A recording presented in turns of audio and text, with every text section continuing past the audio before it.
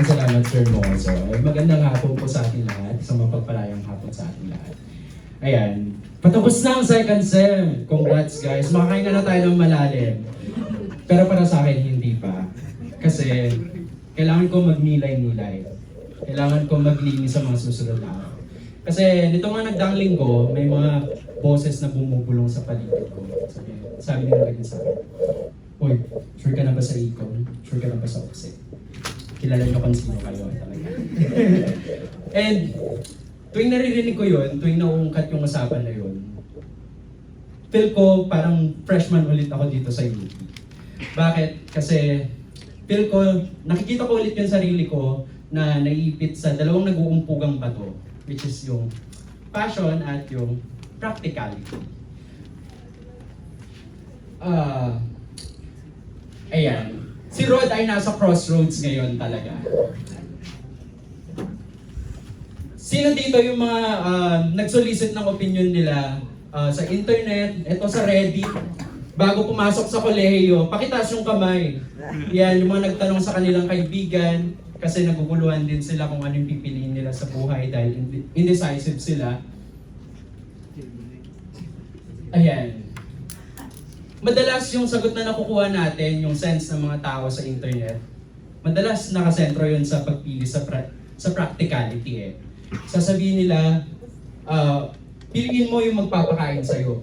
Choose what pays your bills. Minsan naman sasabihin nila sa'yo na piliin mo muna yung practicality. Tapos kapag may pera ka na, saka mo kunin yung passion.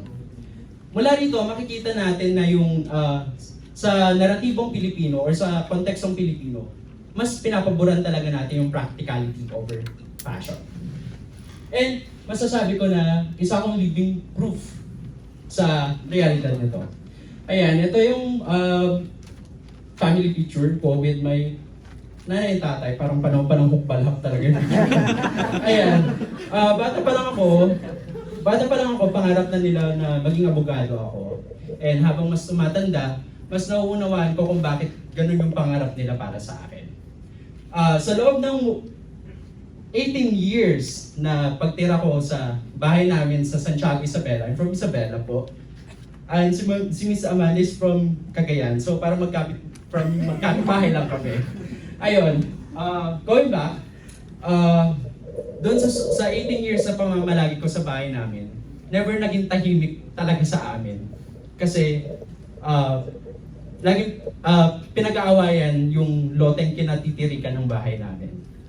And in fact, kailangan after nitong finals week sa June, kailangan ko umuwi kaagad sa amin kasi pinapalayas na kami. Hanggang June 15 na lang kami, and syempre kailangan namin maglipat ng gamit. And ayun. Dahil lumala yung issue na yun nung mga nakaraang 2 taon, nung haba ako nasa senior high school, naging mabigat na factor siya dun sa pagpili ko ng path na kukunin sa kolehiyo. Dahil dun sa 3 state universities na in-applyan ko, pasok yung BS Accountancy as my priority D-Pro. Kasi sabi nila, maganda raw na pre-law na program. And sabi naman ng mga magulang ko, kung hindi naman daw ako tumuloy sa abogasya, at least in demand pa rin yung program ko and malaki pa rin yung sahod. So, papalo pa rin daw ako. Pero sa pagpili ko sa program na yun, may opportunity cost. Wow, opportunity cost. Ayan. So, grade 4 ako nung unang sumali ako. Nung unang akong salang sa journalism, sa isang press con. And di ko pa talaga alam yung mga ganap noon. Pero as time went by, mas naunawaan ko yung essence ng pamamahayag. Mas na-embed sa akin yung importansya ng pagkakwento, ng pagbibigay ng boses sa mga walang boses. And nung high school naman, ayan, susulat din ako ng tula. Na-discover ko na marunong pala ako magsulat ng tula. And gaya nung pamamahayag o journalism, na-embed din sa akin yung essence ng pagtutula. Itong dalawang to, gawa ko to, nasa collection ko siya nakalagay pa sa isang collection sa Google Docs. Though parang senior high school ko pa siya huling nabalikan kasi nga may preoccupied na ako ng ibang bagay. And mas lalong lumubha yun nung pagpasok ko ng college kasi nga alam niyo na. Parang impyero yung buhay dito. natatawa na lang talaga eh. Pero sabi ko dati sa sarili ko, gusto ko rin maging writer, gusto ko rin maging batikan na writer, gusto ko rin makapag-publish ng sarili kong libro. Pero, ayun, kailangan ko siyang bitawan. Ngayon, lahat ng bagay na tinalakay ko ay bahagi ng katotohanan na yung diskurso sa passion versus practicality ay produkto ng mga struktura at kondisyong socio-ekonomiko. Yung pagkonsidera ko sa employability at income earning potential ng accountancy ay tumutugma dun sa analysis ni Marx hinggil sa komodifikasyon ng paggawa at ng propesyon, kung saan sa ilalim ng sistemang kapitalista, nasusukat yung halaga ng propesyon batay dun sa ambag mo, dun sa kita, kontrol at kapital ng mga naghaharing kapitalista. And dahil dito, mas napapaboran yung mga fields na nandoon. At ito yung humuhubog dito sa discussion natin sa passion versus practicality.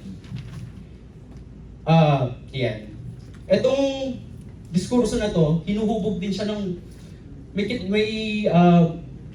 may kinalaman din yung gobyerno natin kasi sila mismo yung nag-reinforce ng ganitong sistema. Hinuhubog nila yung mga Pilipino na maging employment ready graduates bilang pagdalima sa current demands ng ating job market. At dahil doon, patuloy na binabansot yung larangan ng liberal arts sa pamamagitan ng pagbaluktot sa curriculum at yung underfunding. Now, some might say na ano ba yung passion versus practicality na yan? Tanong lang naman yan eh, mamimili ka lang, mahirap pa yun. Well, sana ganun lang siya kasimple, pero hindi. Kasi nililimitahan nito ang ating pagkatao. Malaki ang epekto nito sa social settings natin. Halimbawa, kapag tinatanong ka ng mga nakatatanda kung ano yung program na kinuha mo yung kolehiyo, big deal yan sa kanila. Ako personally, pag tinatanong nila sa akin, pag nagbabantay ako sa tindahan, sasabihin nila sa akin na, uy, wow, economics, bango ah. Tapos, talaga sinasabi nila yun. Magandang prilo yan. Pero kapag sinabi mo, for example, siguro na history or anthropology, siguro mapapaisip pa sila kung ano yun, kung anong ginagawa nito, not knowing na mabigat yung ginagampanan nilang papel sa lipunan natin. And nalilimitahan yung fields na to, particular yung mga nasa liberal arts na hobby lamang. Ayun nga, tatanungin ka nila kung sure ka na ba dyan sa ginagawa mo sa buhay. Walang pera dyan, sigurado ka na. And minsan naman napaghihinaan tayo ng loob kapag pumapasok yung nakikita natin yung program natin sa listahan ng mga unemployable na programa sa Facebook. Tapos makikita mo may mga nakahahapang tao, di ba? Nakakabuisit. Pero wala kang magagawa kasi kinokondisyon tayo ng lipunan at ng sistema na magiging ganun. At sinasalamin din neto yung analysis naman ni Marx pa rin sa alienated labor naman. May kaugnayan pa rin siya dun sa naunang analysis niya na dahil dito, nakikitil yung tunay na potensyal ng tao. Kasi sinusukat lang natin yung tao, yung halaga ng tao, yung buhay ng tao sa pamamagitan ng halaga na ipinapataw sa kanila ng kapitalistang sistema. Pero ayan, hindi lang sa usapan ng karera nagtatapos tong passion versus practicality. Kasi 'di ba, siguro naririnig ko ito minsan, hindi ka pwede magmahal kasi wala kang pera. 'Di ba? Hindi ka muna pwede magka-jowa kasi wala kang pang pera. While that might sound responsible, crazy siya pakinggan. Kasi human connection lang naman yung magmahal, 'di ba? bakit kailangan mo pang may bucket list ka pa na kailangan financially stable kang ganyan?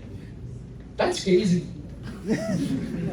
Ayan. Pero hindi nagtatapos dito yung usapan ng passion versus practicality.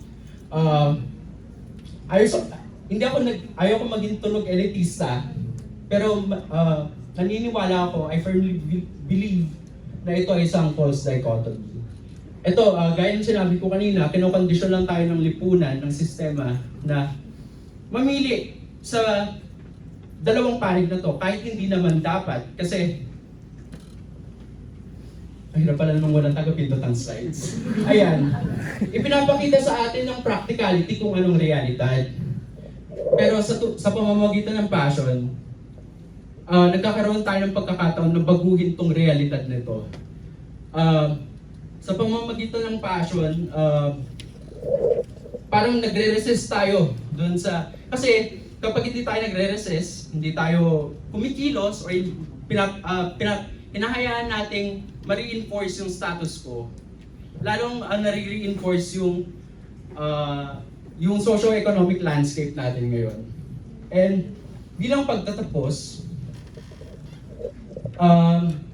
gusto kong paglinihan ninyo, pagnilay-nilayan ninyo na kahit ano pa man yung mga structures or conditions na pumipigil sa inyo para abutin yung pangarap ninyo sa buhay o kung ano man yung mga hangarin nyo sa buhay, magmahal man, tumira man sa kabundukan, tumira man sa kabukiran ng mapayapang buhay, kung gusto nyo man bumili ng ganito, ng ganyan, laging nasa inyo yon at nasa inyo talaga yon. Yun lang naman po and maraming salamat.